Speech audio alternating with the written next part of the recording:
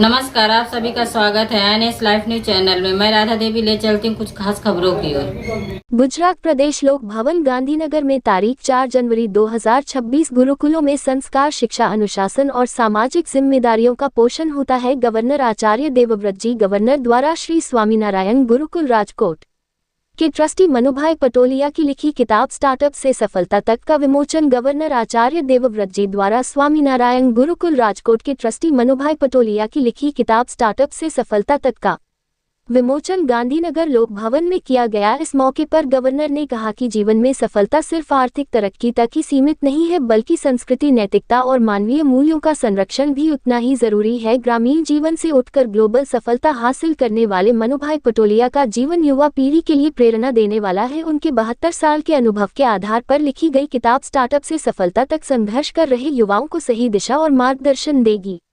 गुरुकुल परंपरा की तारीफ करते हुए गवर्नर ने कहा कि गुरुकुल छात्रों में संस्कृति, शिक्षा, अनुशासन और सामाजिक जिम्मेदारियों को बढ़ावा देते हैं, जो आज के समय के लिए बहुत जरूरी है। उन्होंने किताब के लेखक और पूरे मिशन में शामिल सभी सहयोगियों को बधाई दी और समाज और देश के विकास के लिए काम करते रहने की कामना की।